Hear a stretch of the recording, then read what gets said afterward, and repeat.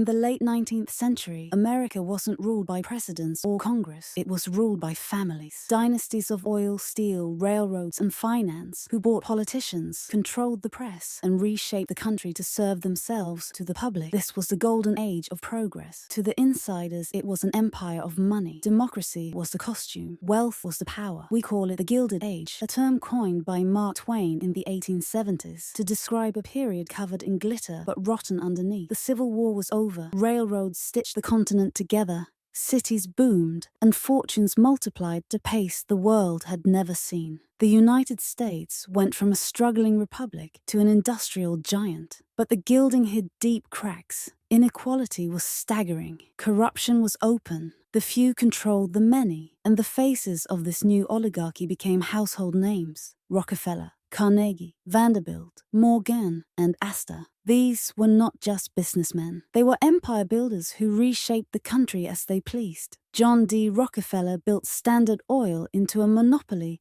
that controlled 90% of U.S. oil. Andrew Carnegie transformed steel into the backbone of industry, breaking unions violently when workers resisted. Cornelius Vanderbilt, and later his heirs, commanded railroads and shipping, declaring with arrogance, "The public be damned." J.P. Morgan didn't just finance industries. He bailed out the U.S. government itself, dictating terms like a private emperor. And the Astors, America's landlords, embodied old money power that outlived generations. Together, they didn't just get rich. They quietly ruled America. John D. Rockefeller may be the most famous. Starting with a small refinery in Cleveland after the Civil War, he methodically crushed his rivals. He cut secret deals with railroads for favorable shipping rates. He used predatory pricing, lowering costs until competitors went bankrupt, then buying them for scraps. By 1880, Standard Oil controlled nearly every drop of oil in the country. With oil came money, and with money came power. Rockefeller's wealth reached a level unimaginable today. Adjusted for inflation, over $400 billion, making him the richest man in modern history. To protect himself, he wrapped his empire in trusts, corporate shells, and philanthropy. The Rockefeller Foundation would later fund universities, medical research, and global health campaigns. But beneath the charitable image was the man who turned oil into monopoly and monopoly into political control. Andrew Carnegie, the steel baron, told a similar story of ruthless rise. A Scottish immigrant who started as a factory boy, Carnegie became obsessed with efficiency and scale. His steel plants pushed technology to the limit, cutting costs until no rival could keep up. But the price of his fortune was blood. In 1892, workers at his Homestead Steelworks went on strike against wage cuts. Carnegie, conveniently away in Scotland, left the dirty work to his partner Henry Clay Frick. Frick brought in 300 armed Pinkerton guards to break the strike. Shots rang out, men were killed, and the militia was called in to crush the workers. The message was clear. Steel profits came before steelworkers' lives.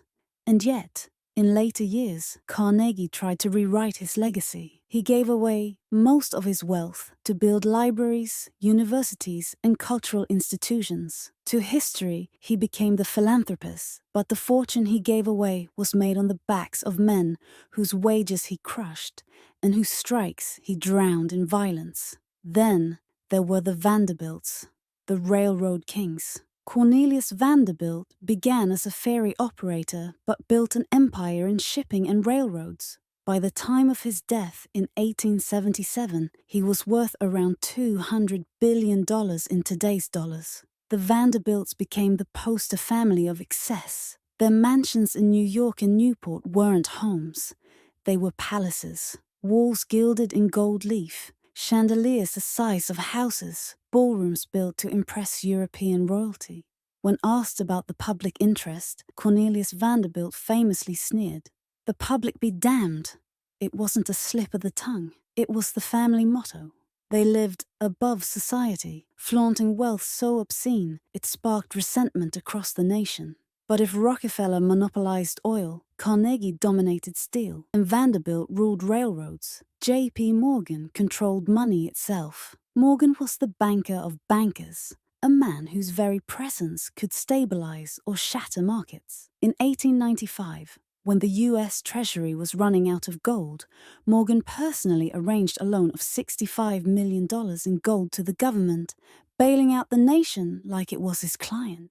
In 1907, during a financial panic, Morgan summoned the country's leading bankers to his library in New York. He locked the doors and refused to let anyone leave until they agreed on a rescue plan.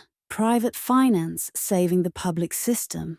But on its terms, Morgan wasn't elected, but he had more influence over the economy than the president. That is what it means to quietly rule. And then there were the Astors, the landlords of New York. John Jacob Astor, the family patriarch, made his fortune in fur trading and real estate, buying up Manhattan when it was farmland. By the late 19th century, the Astors were the embodiment of old money, secure, inherited, aristocratic. They hosted society balls, dictated social status, and turned real estate into dynastic wealth. Their name became a synonym for privilege, but their story would collide with history in a way that symbolized the fragility of Gilded Age power. Because in 1912, John Jacob Astor IV, one of the richest men in the world, boarded the Titanic. The ship was the pinnacle of Gilded Age luxury. Marble staircases, gilded dining rooms, suites fit for kings. It was marketed as unsinkable, the same way America's elite thought of their fortunes. But when the Titanic struck an iceberg and went down, Astor went with it. His 20-year-old pregnant wife survived, inheriting part of the fortune. But the image of the world's wealthiest man sinking with the unsinkable ship became a metaphor for the hubris of an era. The Titanic was the gilded world made real, luxurious on the surface, but fragile underneath, destroyed in one cold night. The Gilded Age was full of these episodes that revealed who really held power. The Homestead strike showed that profits outweighed lives. J.P. Morgan's gold loan proved that private bankers could control the state. Vanderbilt's palaces showed that arrogance could be worn like jewelry. And the Titanic's passenger list revealed that wealth may buy luxury, but it can't buy immortality. These families weren't just rich. They were the invisible government. So what became of these families who ruled the Gilded Age? Did their power last forever? The truth is complicated. Some fortunes were squandered, some institutionalized, and others transformed into new forms of influence. The Rockefellers endured. Standard Oil was broken up by the Supreme Court in 1911, but the fragments became Exxon, Chevron, and other giants that still dominate global energy. The Rockefeller name shifted from monopoly to philanthropy, but the fortune remained. The Rockefeller Foundation, Rockefeller University, and a network of trusts turned wealth into soft power that still shapes public policy and global health. Today, the family itself became less visible, spread across generations of heirs, but their influence never really disappeared. Carnegie's fortune took a different path. Andrew Carnegie sold his steel empire to J.P. Morgan in 1901 for $480 million, the equivalent of more than $15 billion today. Then he began giving it away. He built more than 2,500 libraries across the English-speaking world, endowed universities, and funded cultural institutions. Carnegie believed that the man who dies rich dies disgraced. His descendants never became a dynasty like the Rockefellers. His wealth didn't pass down, it passed out. His legacy is the philanthropy, not the family. The Vanderbilts became a cautionary tale. Cornelius Vanderbilt had amassed one of the greatest fortunes in history, but his heirs spent it with reckless extravagance. They built palaces in New York and Newport, threw parties that cost millions, and competed with each other in displays of luxury. By the mid-20th century, the fortune was gone today. The Vanderbilts are still prominent socially. Journalist Anderson Cooper is one of them. But he's spoken openly about not inheriting wealth. In his words, the fortune ran out. The Vanderbilt story proves the old saying, wealth rarely survives 3 generations. The Morgans lost their personal dynasty, but left behind something far larger. J.P. Morgan's personal power waned after his death in 1913.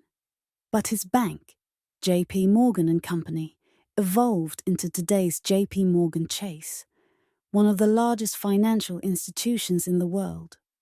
The Morgan name as a family dynasty faded, but the institution outlived him. In many ways, Morgan traded bloodline power for institutional power.